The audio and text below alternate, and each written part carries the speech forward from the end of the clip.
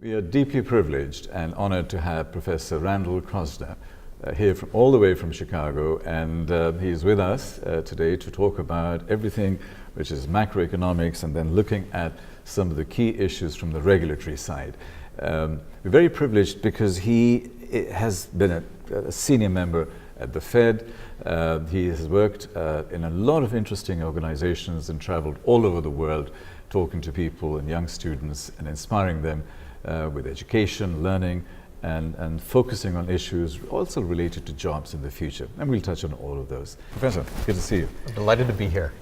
Wonderful to have you here. And I wanted to start from 2009.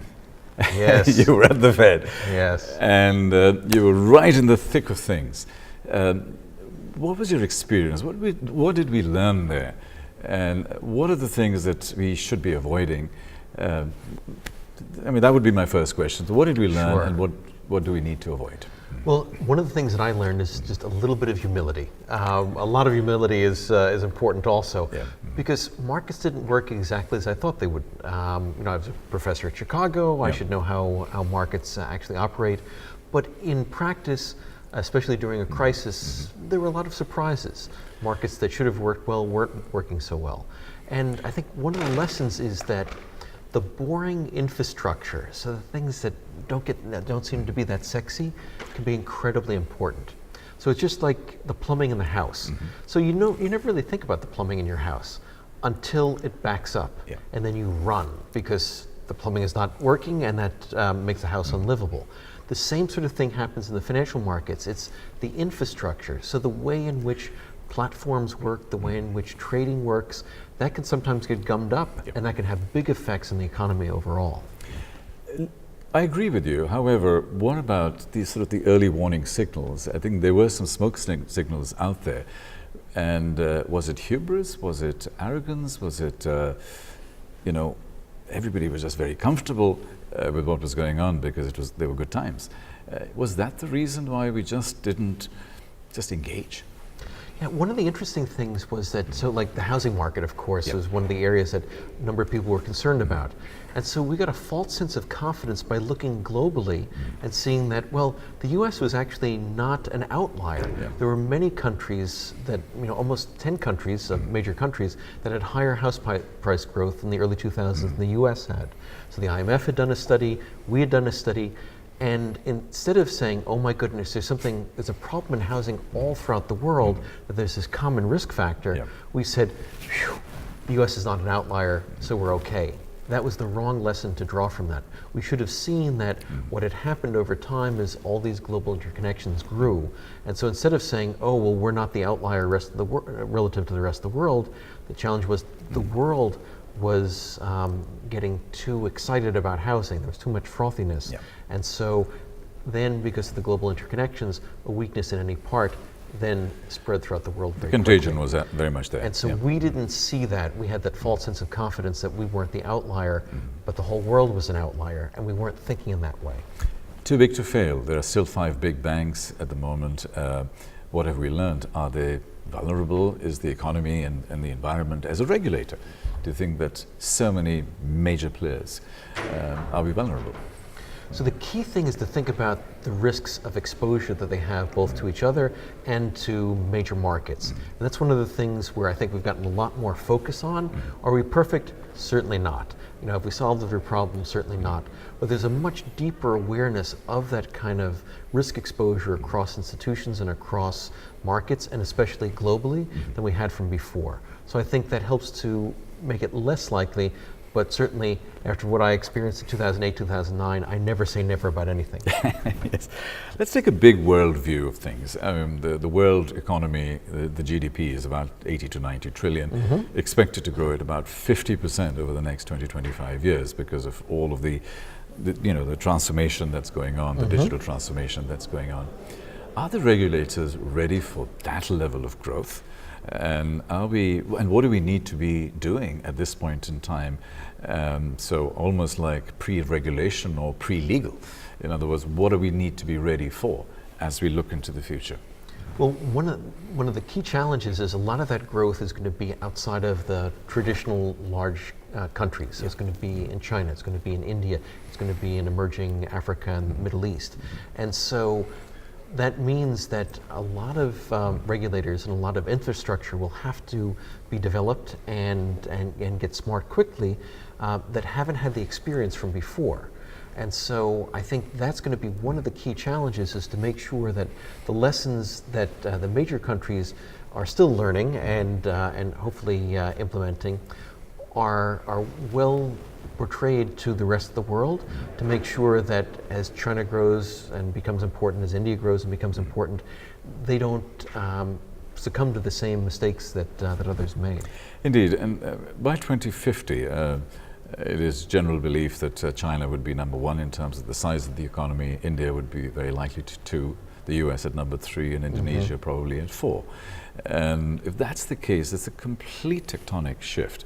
And are the institutions in this part of the world ready for this huge responsibility? So I think the foundations are there, but a lot more work needs to be done. And so really realizing that they are going to be the biggest economies of the world. I don't think they've been thinking of themselves in that way. Maybe China has, but I think other countries haven't been thinking about that. Thinking about the role that they play in the world is going to be something that's very different, and making sure that they're well connected into all the global regulatory system, to make sure that they have the best learning and cutting edge on that, making sure that the people who are running the companies and running the financial institutions have had the right exposure, so they understand risk management, they understand all the things that we teach in our executive MBA and as well as our other executive education programs, is going to be incredibly important. Yes, indeed. We're at the crossroads of the world in Dubai, Yes. north, south, east, west, and as the world is shifting eastwards, this is extremely well positioned. What's the kind of advice that you give to the regulators, to the institutions in this part of the world? What do they need to do? And what are the new rules that they need to follow? So I think one is think about the infrastructure. So as I said, infrastructure really boring. No one ever wants to think about it, but it's supremely important to make sure that the technological infrastructure is there. One of the key risks that everyone has globally is cyber. And so making sure that you are aware of that you're ready for it, that your institutions are aware of it and ready for it, and that you're testing for that is extremely important. And sort of seeing those global interconnections. 2, no, you can never give the excuse, well, we were an innocent bystander. Well, the Fed did this, or the Bank of England did that, and we didn't do anything wrong and we got hit. You can't operate that way, because you have to understand the context in which you are operating. And if a big player can do something that has an effect on you, you have to be prepared for that. You prefer for them not to do it, and you want to argue to them that they shouldn't do it. But you can't just say, if it happens, well, that wasn't our fault.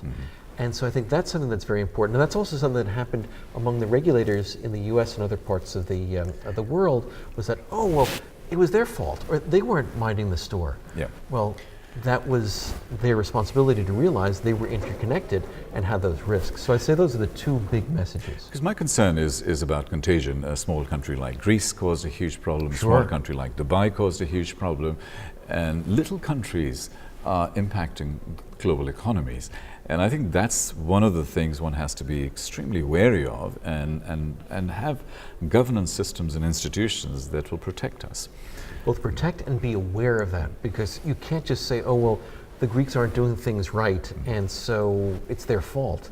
It doesn't matter. If it affects you, it's your fault for not being prepared for it. Yeah. You can try to argue to them that they should change, but you don't have the means to do that, so the right thing to do is prepare. And that's what good risk management is about, understanding whether other people are prepared or not, and when they're not prepared, you need to be prepared. You need to support them and work with them. Now, I'm a futurist, and I've reinvented myself as a futurist. And some people, my family says that I'm sort of hitting midlife crisis, so I'm not talking about the future. So as I talk about the future, and sort of we look, and you look deep into the future, how do you see the future of money in terms of bits and bytes, in terms of cryptocurrencies and so on? And nobody really gets it, but we all know we're moving in that direction.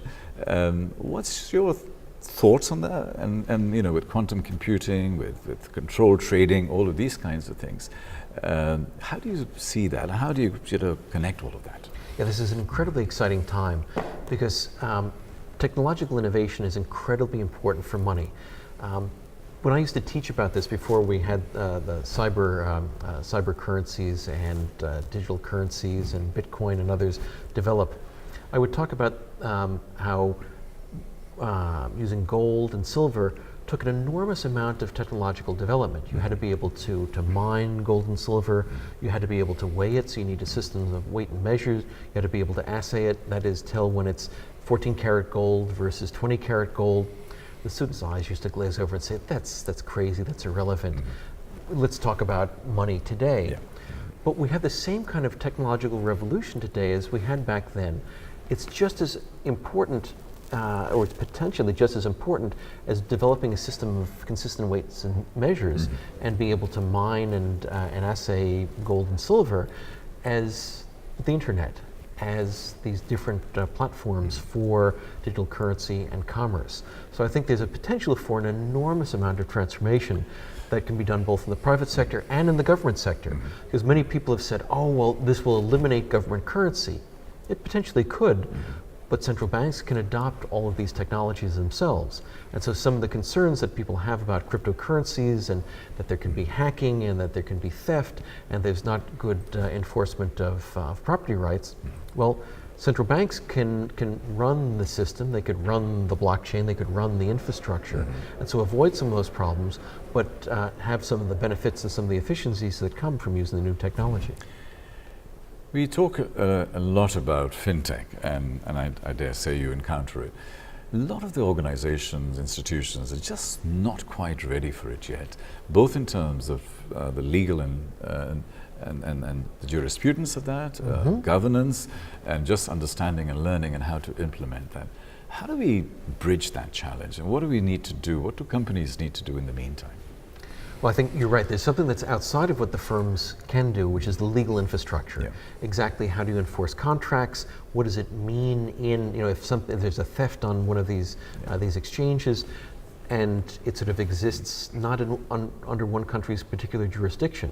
And this has been one of the challenges that some of the cryptocurrencies have had. What is the relevant jurisdiction? So what you might want to do is be very careful about where you operate. You might want to work with the local regulators to try to build an infrastructure on that so that people know what they can and what can't be enforced. And so I think those things are incredibly crucial. Then for the firms themselves, be ready to embrace change. As I keep saying, I've recently become a deputy dean, and I've been saying that anything that we've been doing for 10 or 20 years, well, that's an argument against it rather than for it. It means that we have to think, is this the right thing today or not? And what often happens at firms that have been around for a while and have been successful is they say, well, if it ain't broke, don't fix it. Well, if you have that kind of attitude, that means that you may be disappearing pretty quickly. So you really have to be open to that and realize there can be this fundamental change, particularly in financial services. One of my professors, one of my gurus, Professor Marshall Goldsmith, he talks about what got you here won't get you there. Yes. And I think that is where we have this conversation about jobs. And we are used to certain kinds of jobs, but those jobs won't exist in the future. In the longer term, I think AI, robotics, machine learning will probably create more jobs than we lose. But in the interim, there's a lot of there's a lot of concern in the interim. What are your thoughts on that, and how are we looking at middle-class jobs? How are we looking at what I would call future jobs?